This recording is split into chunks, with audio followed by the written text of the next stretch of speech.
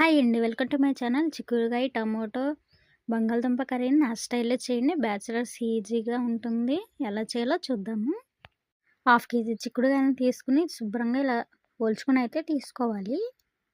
ఇవి మొత్తం కడాయిలోకి అయితే తీసుకోవాలి. కట్ చేసిన బంగాళదుంప ముక్కలు, కట్ చేసిన టమోటో ముక్కలు, కట్ చేసిన పచ్చిమిర్చి ముక్కలు, రుచికి సరిపడా ఉప్పు, రుచికి సరిపడా కారము, అలాగే 4 టేబుల్ స్పూన్ల ఆయిల్ వేసుకోవాలి. 1 స్పూన్ పసుపు వేసుకొని మొత్తం కారం ముక్కలకు పట్టే విధంగా అయితే కలుపుకోవాలి. చూడండి, చక్కగా ఇలా కలిసిన తర్వాత 2 గ్లాస్ వాటర్ని అయితే పోసుకోవాలి. చూడండి, ఇలా పోసుకున్న తర్వాత లిడ్ అయితే పెట్టేసేసుకుని ఒక 10 మినిట్స్ అయితే ఉడికించుకోవాలి. చూడండి, మధ్య మధ్యలో చూసుకోవాలి. చక్కగా ఇలా ఉడికింది కదా, చూడండి ఒకసారి అయితే కలుపుకుందాము.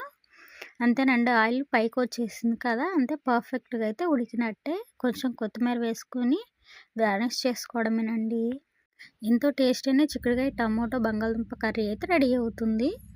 ఈ వీడియో మీకు నచ్చినట్టయితే లైక్ చేసి, షేర్ చేసి, సబ్స్క్రైబ్ చేసుకోండి. Thank you for watching.